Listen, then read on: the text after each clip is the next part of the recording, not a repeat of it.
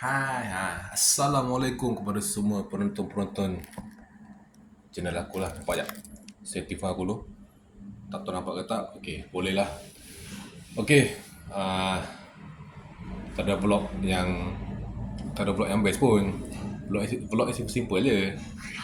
Okey lah, aku ingat nak buat semotor tapi tak apalah, motor kat rumah. Motor kat rumah kita vlog sikit lah pasal isu semasa lah.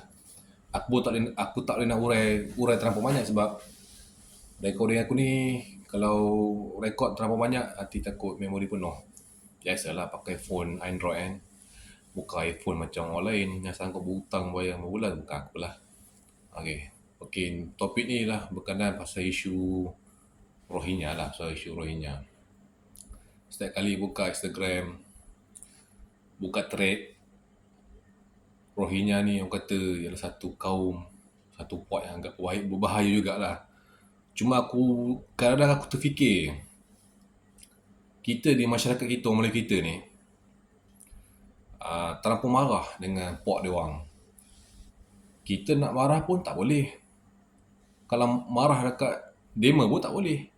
Sebab siapa yang bawa masuk mereka ni ke Malaysia? Itu je aku selalu fikir. Macam mana puak-puak dia orang ni boleh masuk kat Malaysia? Macam mana mereka boleh masuk? Takkanlah dekat, orang kata apa, perairan laut, pantai ke laut lah, tepi sepadan, takkan tak ada agensi-agensi keselamatan.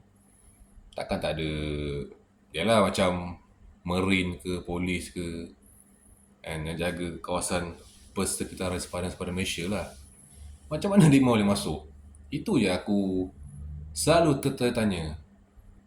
Sebab tu, lepas tu apa, ada pula puak-puak NGO yang sokong kaum-kaum puak-puak Rohingya ni juga.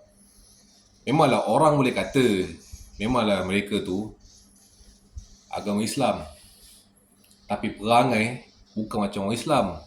Kena ingat tu, kena ingat. Mereka orang Islam, tapi perangai bukan macam orang Islam. Aku pernah juga kadang-kadang, dululah, tengah parking kereta, bukan kereta, tengah turun Safilat, budak-budak minta sedekah ketuk, yang tak boleh belah, sampai ada yang buka pintu. Apa motif? Apa motif juga? Macam ni ke puak-puak pelarian datang ke Malaysia, buat cara korang ajar.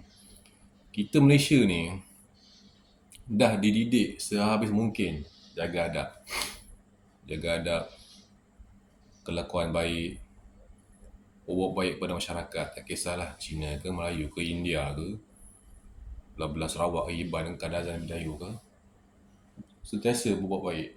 Bila masuk je puak-puak ni, puak-puak R ni, puak-puak Rohingya ni, jadi macam, yalah kita pun rasa tergugat juga. Yalah, takut mereka ni memberi ancaman kepada kita, masyarakat Malaysia. Sedangkan Malaysia ni negara kita. Daripada kita duk merungut, salahkan puak-puak ni, baik-baik korang salahkan bahagian-bahagian kementerian ke, menteri-menteri. Ini korang jangan salah faham ini bukan pasal isu politik. Jangan salah faham. Aku cuma kongsikan pendapat supaya kita berfikir macam mana mereka boleh masuk dalam Malaysia. Itu je. Macam mana mereka boleh masuk dalam Malaysia? Sepadan negara atau perairan laut, takkan tak ada agensi keselamatan. Macam aku cakap tadi kan, takkan tak ada agensi keselamatan.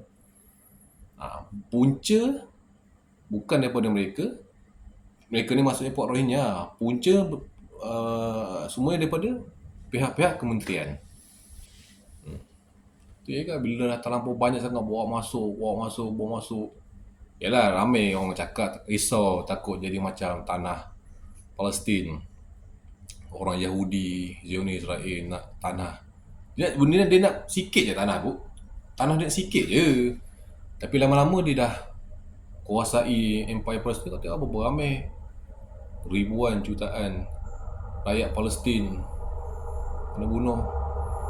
Sebab kan je lah, terlampau baik, banyak ada trend je.